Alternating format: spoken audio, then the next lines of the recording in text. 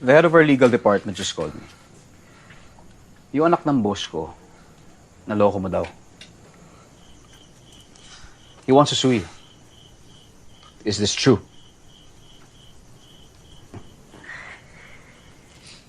Ay, Dex. Dex, you stole money from these people. That's a crime, you know? At sa lahat ng taong lulukuhin mo, yung anak pa ng boss ko. Kuya, hindi ako nagnakaw. Naloko rin lang ako. Eh, ba't ka nagtatago? Eh, siyempre hinahanap nila ako eh. Malamang, what do you expect? Eh, ba't ako sinisigi nila? Kuya, promoter lang ako, hindi ako yung producer. And hindi mo ba inalam kung legit man lang yung leching event na yan? Hindi ko naman alam na isasabit nila yung event eh. Well, your ignorance doesn't make you a victim. It just makes you stupid Okay. Sige, tanga ako. and irresponsible. Dahil magbula noon, ganyan ka na talaga. Irresponsable. Eto na naman po kami. Huwag ka mag-alala, Kuya Bray. Babayaran ko yung utang ko sa'yo. Hindi ko makakalimutan yun Oy, eh. Parang bilang ka ng bilang eh. hindi ito tungkol doon sa perang yun. Eh ano? Tungkol sa pagiging irresponsable mo. Dahil, ang dami mo sinayang, di ba? Ano yung thesis mo, sinayang mo? E di sana nakagraduate ka. E di sana nakapaghanap ka ng magandang trabaho. Pero anong ginawa mo? Sino pinili mo? Ano? Babae? Hindi lang siya babae. Pamilya ko siya. Anong tawag mo sa amin? Hindi ba kami pamilya? Ano sinasabi mong pamilya? Eh, iniwan niyo ako eh. Mula na mamatay ang nanay, parang namatay na rin kayo lahat eh. Dex! Si tatay, ay barangay. Si kuya, titsa, nag-asawa. Ikaw, alipin ng trabaho. Ay ako, kuya, bata pa ako doon. Kinalimutan niyo. Kaya si Ira, siya lang ang naging pamilya ko. O nasaan na yung pinili mo? Nasaan na yung Ira? Nasaan? Dex, grow up! Stop fucking your life and stop fucking other people's lives, you fucker! You mean stop fucking up your life? Fuck you! Stay! Dex, wag kang sumagot! Yung bibig mo, Dex! Bibig ko! Oo, bibig ko talaga! Ano ba? Ang pa-perfect ng buhay niyo eh, no? Ano, Tetsa? Eh, bakit di natin pag-usapan mo gano'n ka-perfect yung babaero mong asawa? Huwag mong ipasa sa akin, Hindi! Dex! Hindi, pag-usapan natin to para malaman na lang, di lang ako olats dito.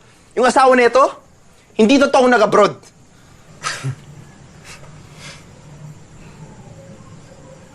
Andito siya sa Pinas? Oo. Nahuli ko pa mismo yung asawa niya may kasamang babae. Andito asawa mo? Ha? Kuya! Kuya! Hindi niya pwede gawin sa'yo yun! Pwede. Eh, hinayaan siya ni ate. Oh, Tsaka ano ba? Noon pa namin sinasabi sa'yo, gago yung lalaking yan. Ang tigas kasi ng ulo mo! Oo na. Kaya ayoko magsabi sa inyo, kuya. Kasi kasalanan ko. Ako gumawa ng problema. Itiisin ko. Kahit ginagago ka nila pa ulit-ulit, anong logic doon? Ba't hinahayaan mo? Para sa mga anak ko. Dahil ayoko sila mawala ng ama. Tsaka ayoko na magsabi kay tatay kasi ayoko ma-problema siya eh. Kasi may sakit siya, baka lumala. wala namang sakit si tatay. Shut up, Dex. Wala siyang sakit. Shut up! Narinig ko nag-uusap sila ni Kuya Jun kanina. Di ba, tay? Ha? Ano? Jun?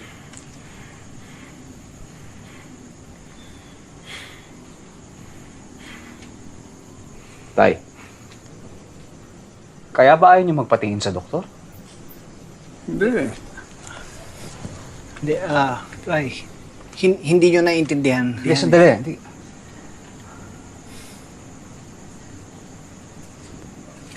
Alam mo to, kuya?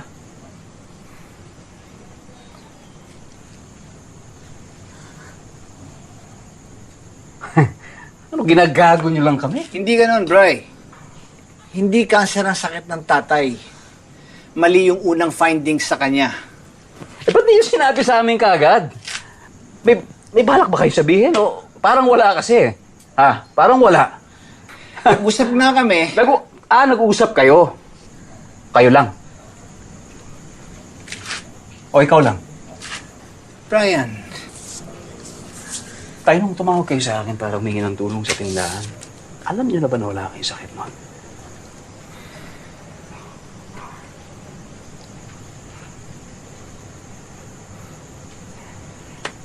So, ginamit nyo lang yung para tulungan ko si Kuya. Sinamantala mo naman. Pucha. Bri, hindi ko sinabihan si tatay na hingang ka ng pera, ah. Tay, di ba sinabi ko wag? Hindi. Ang intensyon ko lang naman tulungan yung tindahan eh. Gusto ko, magtulungan kayo magkakapatid. Tay!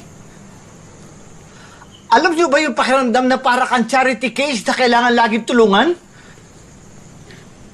Sana tinira niyo naman ako ng konting dignidad. Sana pinaniwalaan niyo ako nung sinabi kong, Tay! Tay, sabi ko, kaya ko to! Hindi naman kasi magkakaganon yung kung na-manage mo ng maayos dati yun. Na napakayabang mo talaga! Napakayabang nito. Ako naman at tanga ko naman dahil pinaliwala ako na totoo at bukas sa loob mo yung pagtulong mo. Ako na nga tumulong ako pa mayabang. Wow! Kahit kailan kasi tingin mo sa tao, puro pera lang ang habol sa'yo. Eh, tumutulong ka lang naman para ipamukha sa amin na wala kami narating sa buhay. Ikaw meron. Magaling ka, di ba? Why are you taking it against me na may narating ako sa buhay? Why? Is it my fault? Na unlike you and Kuya, I chose to stay and study? Is it my fault that I worked hard para sa kung anong meron ako?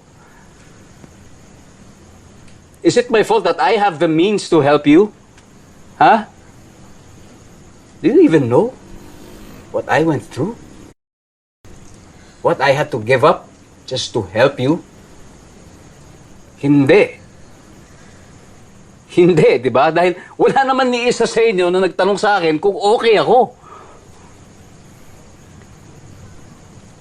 Ikaw, Kuya, nung nagtrabaho ka abroad para makamit yung pangarap mo sa pagsasayaw, wala ka namang narinig sa akin na kahit anong reklamo nung kinuha ko yung responsibilidad mo sa tindahan. Yung mga pangarap, sige, sinangtabi ko na muna, walang problema. Bakit? Kasi walang maiiwan dito sa tindahan eh. Pareho wala kayo ni tatay eh. I just wanted to be a good son. I just wanted to be a good brother. To the point that I couldn't even be a father to my own son.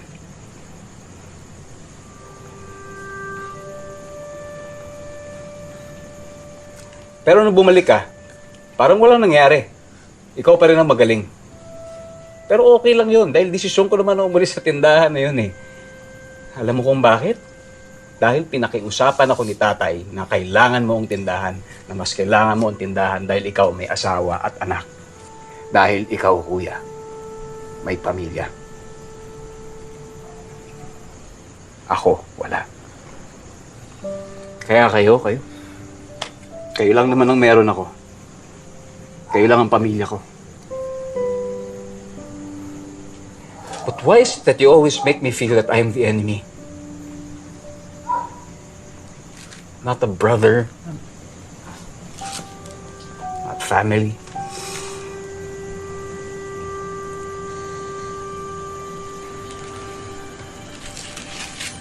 Bri,